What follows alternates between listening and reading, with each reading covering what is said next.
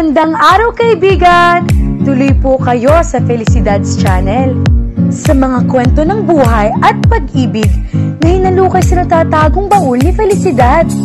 Pero bago po tayo magpatuloy, huwag niyo pong kalilimutan na i-like ang video, i-subscribe ang channel, at i-click ang notification bell para lagi kayong updated sa mga parating pa na upload.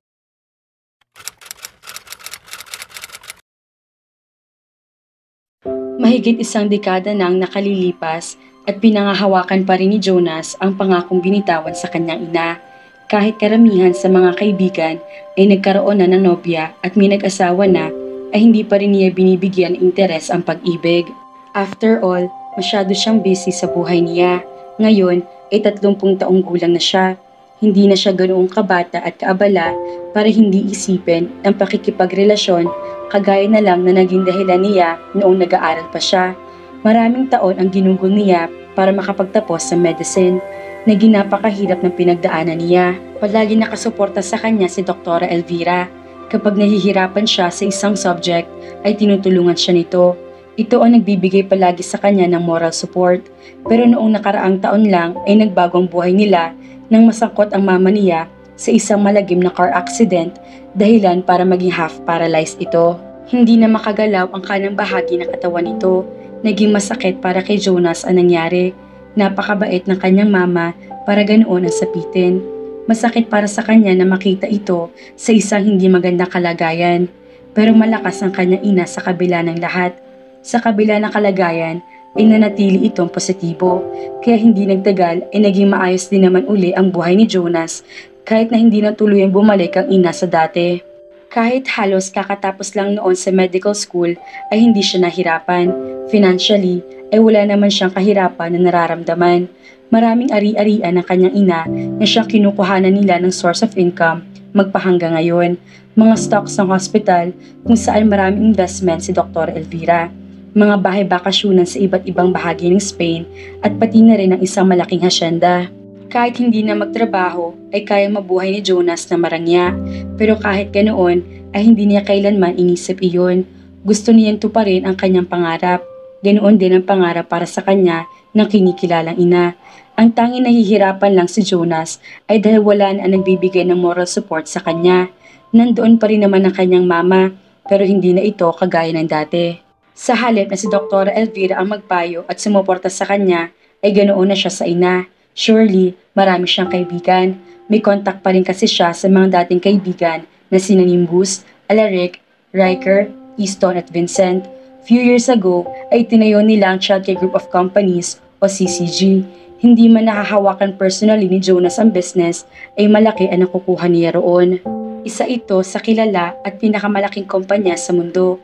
Hindi na naman katakataka iyon. Nimbus, Alaric at Riker ay inampon na napakamayamang pamilya na nagmamay-ari ng iba't ibang negosyo sa buong mundo. Dahil ang mga kaibigan din ang nagmana ng negosyo ng mga umampong magulang ay nahasa ang galing ng mga ito. Ipinag-merge din nila ng mga kaibigan ang naman ng business ay tinayo nilang group of companies, dahilan para mapabilis o umunlad at makilala iyon. Hindi ganoong ka-hands-on si Jonas sa negosyo nilang iyon. Pero from time to time ay tumutulong din siya.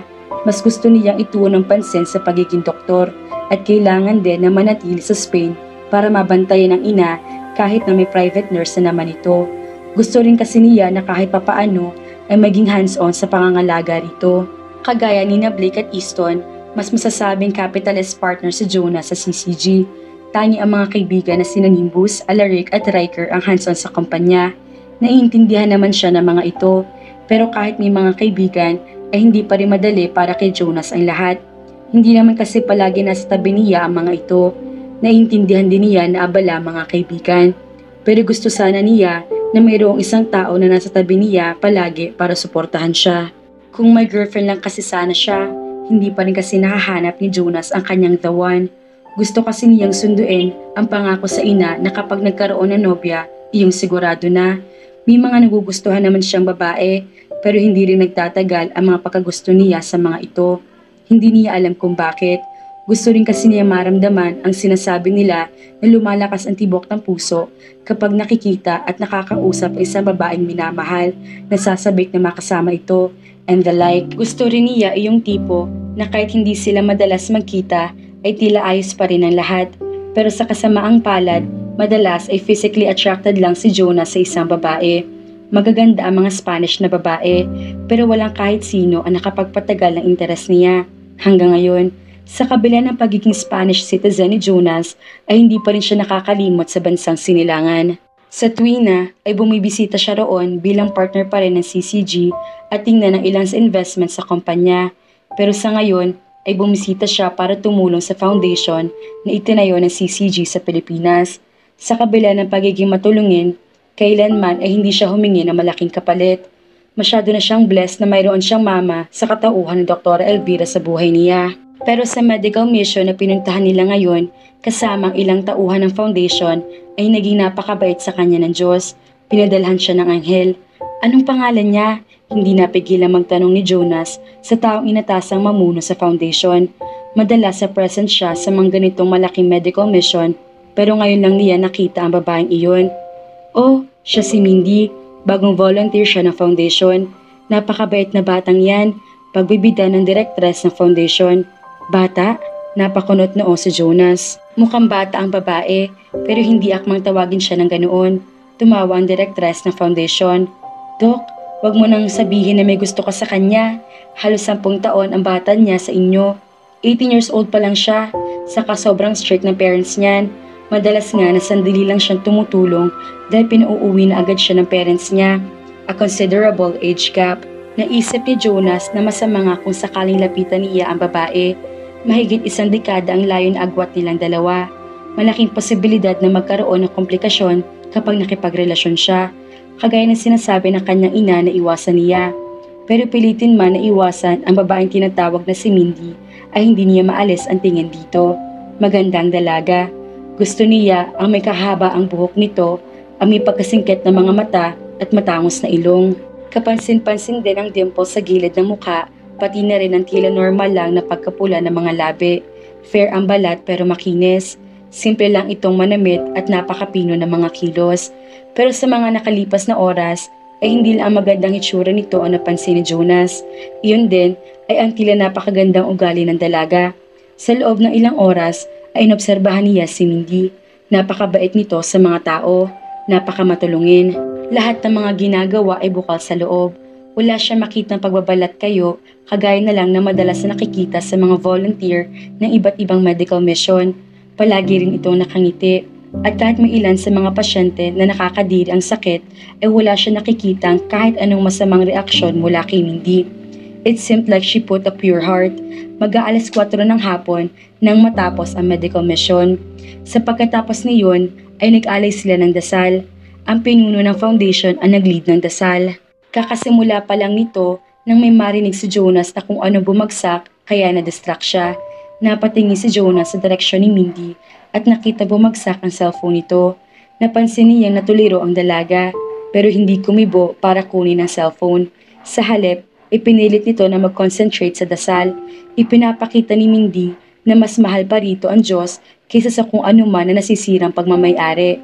Jonas felt moved when he saw that. Siguro nga ay hindi pa niya nakikilala si Mindy ng lubos dahil nag-oobserba lang siya sa mga ginagawa nito. But he felt special in every way today. Maaring hindi pa niya nakakausap si Mindy, pero sa kilos ng babae, kinuhan agad nito ang interes niya. At maano ba kung maging komplikado kung sakali magpakita siya ng interes sa dalaga. Sa mga nakita ngayon at kakaibang naramdaman para kay Mindy, lahat ng sakit na maaring maramdaman niya kapag nakipagrelasyon dito ay magiging worth it. Ilang taon na lang at ikaw naman ang susunod, Mindy. Pakiramdam ni Mindy ay nanginig siya sa sinabi ng nakatatanda at nag-iisang kapatid na si Ate Minda. Dapat ay masaya siya at si Ate Minda ngayon araw na ito. Araw iyon ang kasal ng kapatid at mayroong malaking handaan na magaganap. Napakaganda ng paligid. Maganda rin ang ate niya sa suot na puting off-shoulder na gown. But both of them did not feel like celebrating. Hindi lihim sa pamilya na isang arranged marriage ang kasal ng kanyang kapatid at isang batang politiko. Kailangan iyon para na rin sa magandang team-up ng kanyang ama at ng mapapangasawa ng ate niya sa susunod eleksyon. Umiling si Mindy. Huwag kang ganyan ate, bata pa ako, kakagraduate ko nga lang. Pero matagal na pinag-uusapan ni na mama at papa at ang isa pa niyang kaibigan na senador ang tungkol sa iyo at sa anak nito. Alam mo naman yon, hindi ba? Huminga ng malalim si Mindy. Matagal na niyang alam iyon. 18 years old siya na ipakilala sa kanya ng ama si Nathan, ang anak na kakilala nitong senador. Hindi man tuwirang sabihin ng ama, ay nararamdaman niya kung papaano na lang ibuyo nito si Nathan sa kanya. Iyon nga lang, ay bata pa siya noon at si Jervy ay nagsisimula pa lang din na i-build ng ama nito bilang isang magaling na politiko kagaya ng huli. 2 taon na nakalilipas mula na ipakilala niya sa akin si Jervy. Siguro naman ay hindi mangyayari iyon. Well, ganoon din ang ginawa ni Papa at kay Ardy sa akin noon. Hinawakan siya ng kanyang ate. Malaki ka na, Mindy. Naintindihan mo naman ang mundong kinabibilangan natin, hindi ba? We should live by its rules. Natatakot ako, ate. Hindi niya maiwasang maging emosyonal.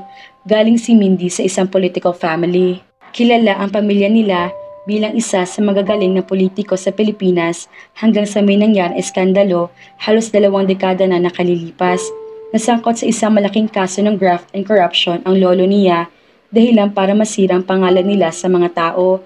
Naging isang malaking kahihiyan iyon sa pamilya nila. Ngunit ayon ng kanyang ama na basta sumuko. Gusto nitong ipagpatuloy pa rin ang pagiging magaling sa politika kabilang alam nitong mahihirapan na kunin ang tiwala ng tao. Hindi pa rin nalilimutan ng mga tao ang nangyari. Kahit ang ilan sa mga kilala nilang politiko ay hirap din na magtiwala sa kanila kaya hindi nila nakukuha ang suporta ng mga ito. Ilang beses din na natalo sa eleksyon ng kanyang ama. Pero hindi ito sumuko. Ginawa nito ang madalas sa ginagawa ng pamilya upang lumakas. Ipinagkakasundo ang anak sa isang sikat at malakas sa politiko. Nang ipagkasundo ng kanilang papa ang ate Mindania sa anak ng isang congressman 2 taon na nakalilipas, kasabay ng pagpapakilala sa kanya kay Jervy, ay nanalo ito sa eleksyon dahil na rin sa tulong ng mamanugangin. Pinalaki si Mindy at ang kapatid niya ng mga magulang nila bilang mga masunuri na anak. Hindi kailanman nila sinuway ang utos ng mga magulang. At kahit hindi man gusto ni Ate Minda ang kasalan na iyon, ay kailangan itong sumunod sa gusto ng kanyang ama. Mahalaga sa kanila ang pamilya. Kung susuwayan ng ate niya o kahit siya ang utos ng mga ito, ay magiging malaking gulo iyon. Sobrang istrikto pa naman ng mga magulang nila. Pero naiintindihan ni Mindy at Ate Minda ang mga ito. Para sa na rin sa ikabubuti nila ang pagiging mahigpit ng mga magulang. Ayaw lang ng mga ito na may mangyaring masama sa kanila, pati na rin ang pakikipagsundo sa kanilang magkapatid para ikasal ay para na rin sa ikabubuti ng pamilya nila.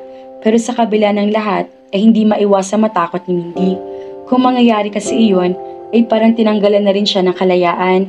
Niyakap siya ng kanyang ate. It's okay, naiintindihan kita. Kaya sana ay gusto ko na gawin mo ang hindi mo na magagawa pa kung sakaling matuloy nga ang balak sa'yo ni Papa. Kumunot ang noo ni Mindy. Anong ibig mong sabihin, ate? Matamang tinitigan siya ni Ate Minda. May naliligaw na ba sa'yo?